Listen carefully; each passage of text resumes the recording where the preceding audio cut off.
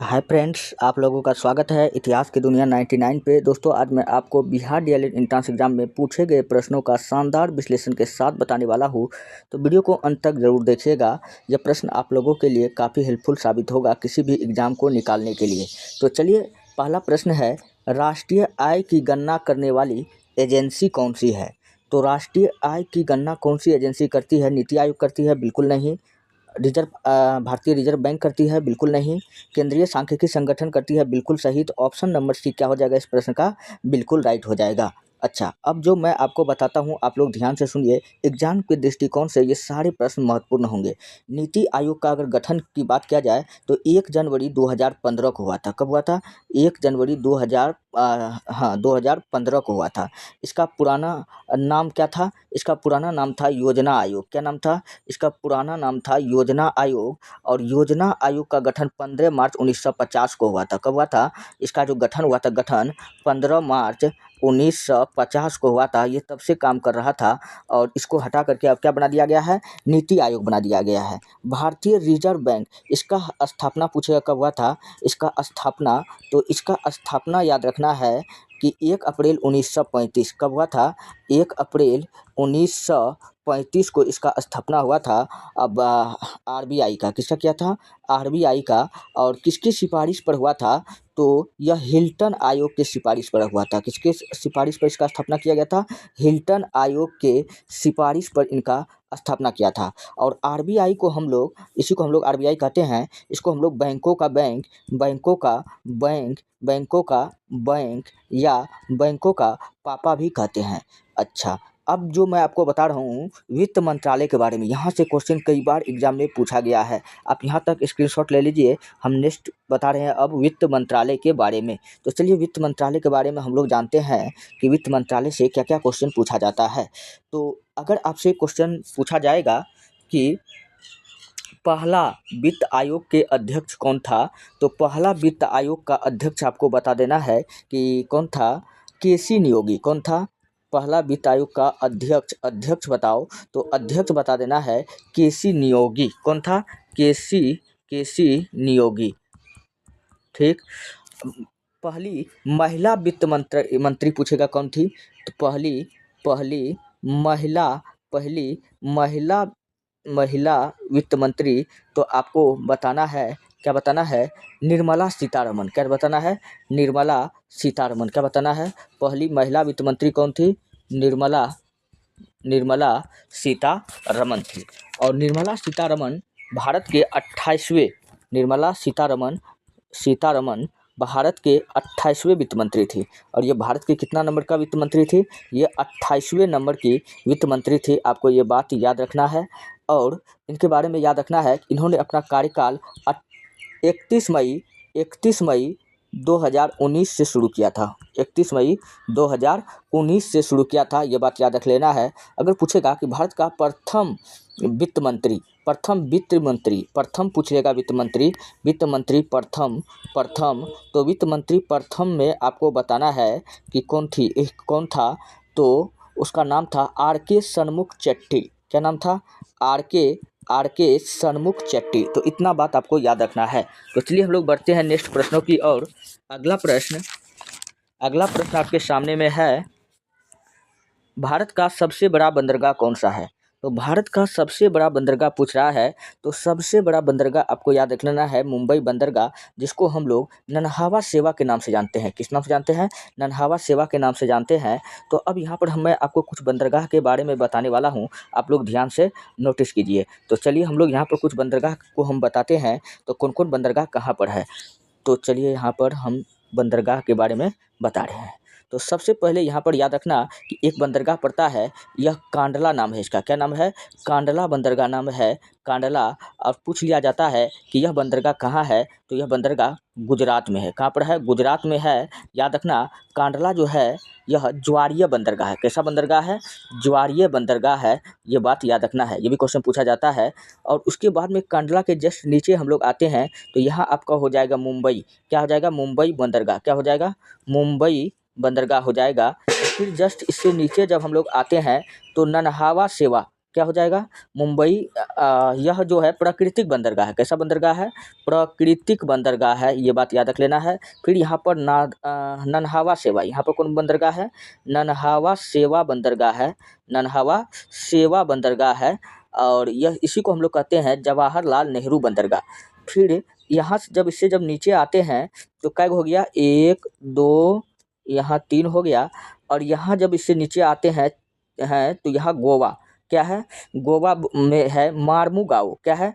मार्मुगाओ बंदरगाह। तो क्वेश्चन पूछा जाएगा कि मार्मुगाओ बंदरगाह कहाँ है?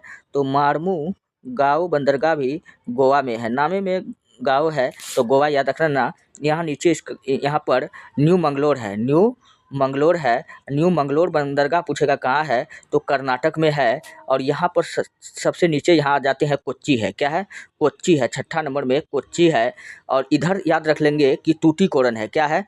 टूटीकोरन, फिर चेन्नई बंदरगाह है, फिर उसके बाद में एन्नोर बंदरगाह है, एन्नोर बंदरगाह है। तो ये तीनों बंदरगाह कहाँ है?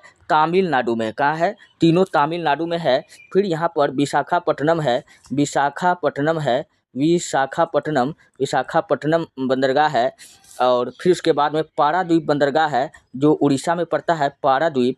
फिर उसके बाद में कोलकाता बंदरगाह है। तो सबसे गहरा बंदरगाह पूछेगा तो विशाखापट्टनम बंदरगाह बताना है। अगर पूछेगा कि टोटल कितना बंदरगाह है, तो टोटल बंदरगाह की अगर बात किया जाए तो टोटल भारत में मुख्य 13 प्रमुख बंदरगाह है, 13 प्रमुख बंदरगाह है। और अगर छोटे मोटे अगर सब मिलाकर बात किया जाए तो 205 बंदरगाह है। तो 13 में से कहेगा ऐसा कौन सा बंदरगाह है जो अरब सागर में गिरती है? तो अरब सागर में गिरने वाली एक इस साइड का 6 को याद रख ली, 2 3 यानी कांडला, मुंबई, नन्हावा सेवा, मार्मुगाओ, न्यू मंगलोर। तो ये 6 और कोच्चि, तो ये 6 बंदरगाह जो है कहाँ गिरती है? अरब सागर में गिरती है। और बाद बाकी 7 जो है बंगाल की खाड़ी में गिरती है। तो इस 13 में 7 कहाँ गिरती है? 7 गिरती है बंगाल की खाड़ी में। कहाँ गिरती है? बंगाल की खाड़ी में गिरती है। और बाद बाकी जो 6 है, 6 यह अरब सागर में गिरती है। कहाँ गिरती है? अरब सागर में गिरती है। अच्छा, तमिलनाडु में सर्वाधिक बंदरगाह है। अगर पूछा जाएगा कि ऐसा कौन सा जगह सर्वाधिक बंदरगाह है, यहाँ पर देखिए एन्नोर, चेन्नई, टूटीकोरन। तो 3 गो बंदरगाह एक ही जगह पर है। कहाँ पर है? तमिलनाडु में है, ये बात याद रखना। और चेन्नई बंदरगाह याद रखना कि कृत्रिम बंदरगाह है। चेन्नई कैसा बंदरगाह है? तो कृत्रिम बंदरगाह है, ये बात आपको याद रख लेना है। तो ये सारे क्वेश्चन आपसे पूछा जाता है एग्जाम में। तो चलिए हम लोग बढ़ते हैं। अगर यहाँ तक आपको प्रश्न समझ में आ चुका है तो हम लोग बढ़ते हैं नेक्स्ट प्रश्न की ओर। अगला प्रश्न है, संविधान की कौन सी अनुसूची भाषाओं से संबंधित है? कौन सी अनुसूची भाषा से संबंधित है? चलिए हम लोग जानते हैं कि कौन सा अनुसूची भाषा से संबंधित है। तो संविधान में टोटल अगर अनुसूची का बात किया जाए संविधान में, तो टोटल अनुसूची कितना है? तो टोटल अनुसूची होता है, पहले था कितना था? पहले 8 था। पहले यानी कि मूल अनुसूची पूछेगा कितना था? तो पहले 8 था। अब 4 गो बढ़ गया है वर्तमान में। तो ये 4 गो अब क्या हो गया है? बढ़ गया है। यानी वर्तमान में कितना हो जाएगा? वर्तमान में 12 हो जाएगा। कितना हो जाएगा? 12 अनुसूची है। पहला अनुसूची क्या कहता है? पहला अनुसूची बताता है कि पहला अनुसूची बताता है भारत और उनके राज्य क्षेत्र के बारे में बताता है। और दूसरा अनुसूची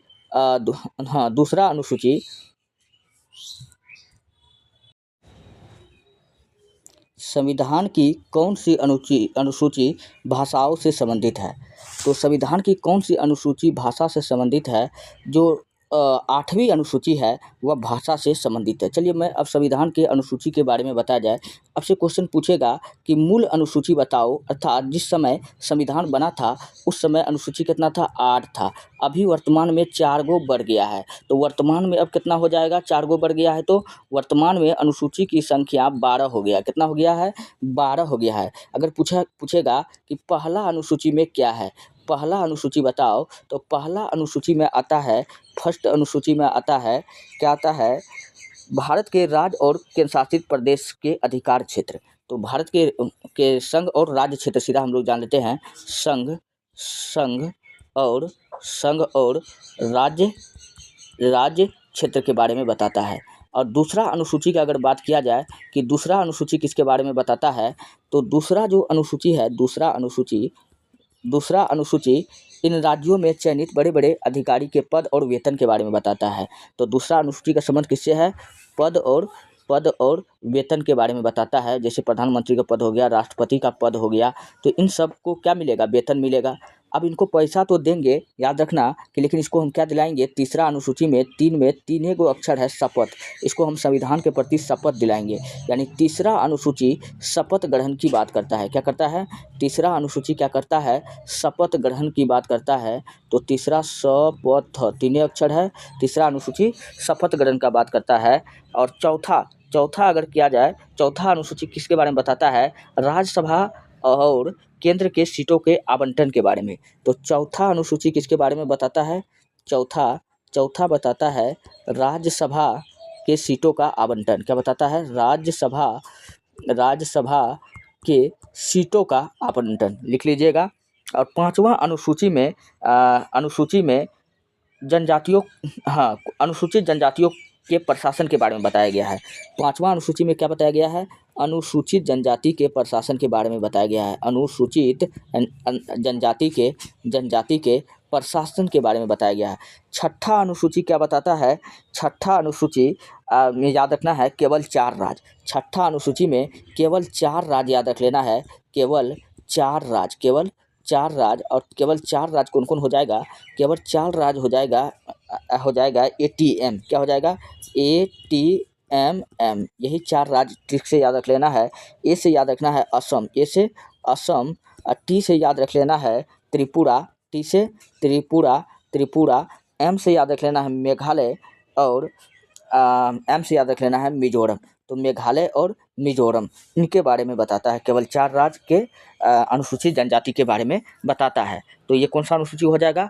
6वां अनुसूची। 100 से सूची 100 से 7। 7वां अनुसूची जो बताता है, यह सूची के बारे में बताता है। किसके बारे में बताता है? तो सूची के बारे में बताता है। तो ये सूची 4 प्रकार का होता है: केंद्रीय सूची, राज्य सूची, समवर्ती सूची, चौथा अवशिष्ट सूची। इनके बारे में आपको बताया जाएगा।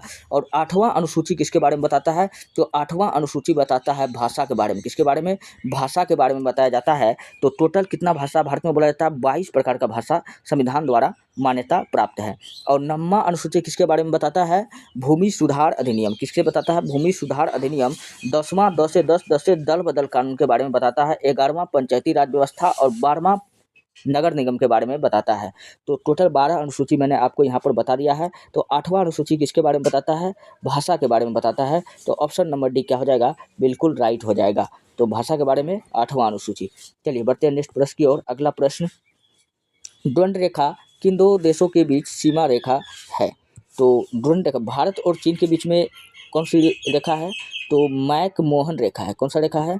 मैक मोहन रेखा कहेगा किन 2 देशों के बीच है? तो भारत और चीन के बीच में है। भारत और पाकिस्तान के बीच में रेड क्लिफ रेखा। कौन सा रेखा है? रेड क्लिफ रेखा। भारत और अफगानिस्तान के बीच में डुरंड रेखा। कौन सा रेखा है? डुरंड रेखा।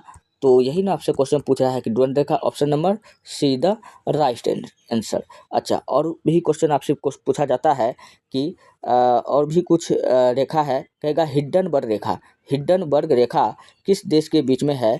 तो जर्मनी और पोलैंड के बीच खींचा गया है। किसके बीच खींचा गया है? जर्मनी और पोलैंड के बीच में खींचा गया। कौन सा रेखा? हिंडनबर्ग रेखा खींचा गया है। ये बात आपको याद रखना है। चलिए बढ़ते हैं नेक्स्ट प्रश्न की ओर। अगला प्रश्न है 1919 का रोलेट एक्ट किससे संबंधित था? तो 1919 का रोलेट एक्ट जो होता है, 1919 का रोलेट एक्ट, इसको काला कानून कहते हैं। क्या कहते हैं?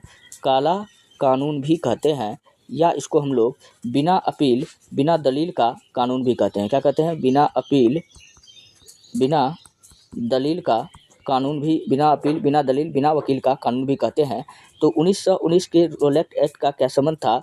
तो यहाँ पर जो था, इस एक्ट में रोलेट एक्ट के विरोध में 2 नेता को गिरफ्तार कर लिया जाता है और उसको पकड़ करके जेल में डाल दिया जाता है। तो राजनीतिक कैदियों की गिरफ्तारी ये हो जाएगा। और 2 किसको गिरफ्तार किया था? डॉक्टर सत्यपाल और सैफुद्दीन किचलू। तो यही 2 व्यक्ति को गिरफ्तार किया गया था, डॉक्टर सत्यपाल और सैफुद्दीन किचलू। तो यही दोनों को गिरफ्तार कर दिया गया था, जिसके बाद ये घटना घटा कौन? रोलेक्ट एक्ट, सैफुद्दीन किचलू, दोनों की गिरफ्तारी। तो ऑप्शन नंबर बी क्या हो जाएगा? बिल्कुल राइट हो जाएगा। चलिए बढ़ते हैं नेक्स्ट प्रश्न की ओर। अगला प्रश्न, अखंड भारत की अवधारणा किसने दी थी? तो अखंड भारत की अवधारणा देने वाला व्यक्ति कौन था पहली बार? तो बी डी सावरकर। कौन था? बी डी सावरकर अर्थात विनायक दामोदर सावरकर। तो इस प्रश्न का ऑप्शन नंबर सी क्या हो जाएगा? बिल्कुल राइट हो जाएगा। अच्छा, और विनायक दामोदर सावरकर का किताब का नाम आपको याद रख लेना, कई बार एग्जाम में पूछा गया है, the Indian war of independence. तो इसका बुक का नाम क्या है? इसका बुक का नाम है the Indian war of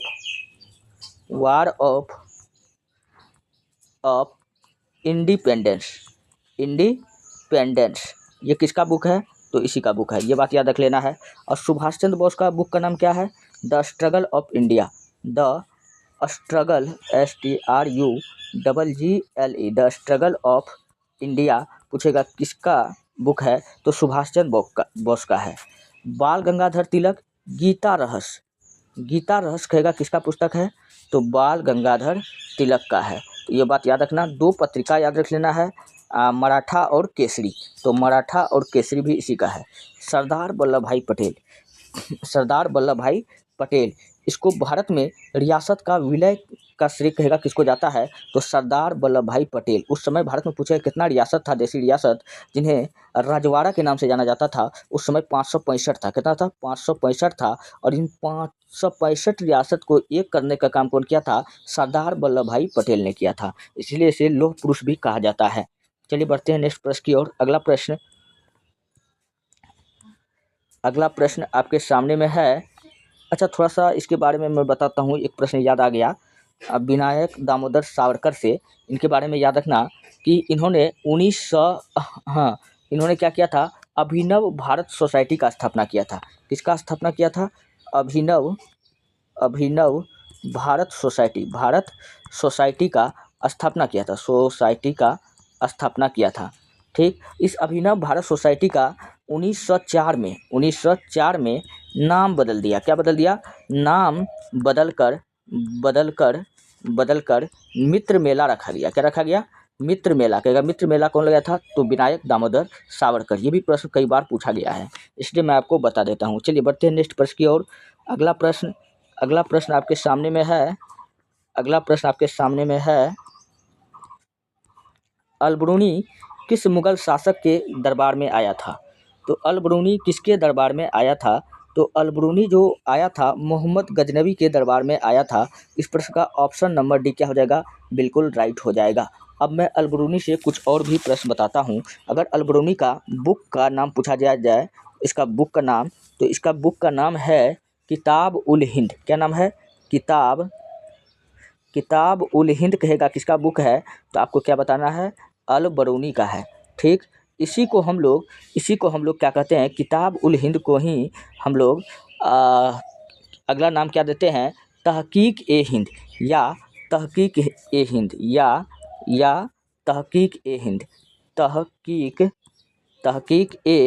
Hind. ये पुस्तक किसका है? अलबरूनी का है। अच्छा, क्वेश्चन ये भी पूछा जाता है कि यह पुस्तक किस भाषा में है? अगर भाषा पूछ लिया जाए तो यह भाषा जो है अरबी भाषा में है। किस भाषा में है? अरबी भाषा में है। ठीक, अच्छा, ये कुछ पुस्तक तो कई बार पूछा गया। इसके अलावा एक और पुस्तक याद रख लेना है आपको। हो सकता है कहीं इस बार अलग पूछ ले, तो आपको याद रख लेना है अल-नजूम। अल-नजूम बुक किसका है? अल-नजूम, ये भी इसी का है। ठीक, और ये सारे पुस्तक जो है इसी का है। तो इसका वास्तविक नाम पूछेगा अलबरूनी का, अगर वास्तविक नाम पूछे कि वास्तविक नाम बताओ, तो वास्तविक नाम इनका क्या है? तो इनका वास्तविक नाम है अबू रेहान बिन मोहम्मद अलबरूनी। क्या नाम है? अबू रेहान मोहम्मद बिन अलबरूनी। तो इसका वास्तविक नाम है। अगर इनका जन्म का बात किया जाए, इनका जन्म कब हुआ था? तो इनका जन्म जो हुआ था 973 ईस्वी में। कब हुआ था? 973 बीसी में हुआ था। 973 बीसी में। और ये कहाँ हुआ था? तो ख्वारिज़म में। जो आज का उज़्बेकिस्तान कहलाता है, जो आजकल इसको किस नाम से जाना जाता है, उज़्बेकिस्तान के नाम से जाना जाता है। अच्छा, अलबरूनी पूछ लिया जाता है कि यह इतिहासकार के साथ-साथ और क्या-क्या सब चीज़ में इनका इंटरेस्ट था। तो अलबरूनी का इंटरेस्ट खगोल शास्त्र में भी था। किसमें था? खगोल शास्त्र में भी था। और खगोल शास्त्र के अलावा आपको याद रख लेना है कि और किसमें इसका इंटरेस्ट था? ज्योतिषी में भी इनका इंटरेस्ट था। किसमें था? ज्योतिषी में भी था। ज्योतिष विद्या में भी था और चिकित्सा शास्त्र और साहित्य का भी कई सारे जानकारी इनके पास में था। और इन्होंने ये टोटल 146 बुक लिखा। कितना बुक लिखा? अलबरूनी का अगर बुक का नाम पूछा जाए कितना है लिखा है, तो टोटल 146 बुक लिखा है। टोटल 146 बुक लिखा है और सब पुस्तक को उन्होंने अरबी भाषा में ही लिखा है। इसके अलावा ऐसा नहीं है कि अरबी भाषा के अलावा वो संस्कृत भाषा भी के बड़े विद्वान थे, 3-4 भाषा वो जानते थे, लेकिन पुस्तक अपना किस भाषा में लिखा है? अरबी भाषा में लिखा है। तो ये रहा आज के प्रश्न। अगर आपको वीडियो अच्छा लगता है, हेल्पफुल लगता है, तब आप हमारे चैनल को सब्सक्राइब कीजिए और वीडियो को लाइक कीजिए, जितना हो सके अपने दोस्तों में शेयर कीजिए। और रोज़ क्लास का PDF आपका टेलीग्राम चैनल ITIHASKI दुनिया 99 पर अपलोड हो जाता है, वहाँ से आप ले सकते हैं। मिलते हैं नेक्स्ट वीडियो में। धन्यवाद।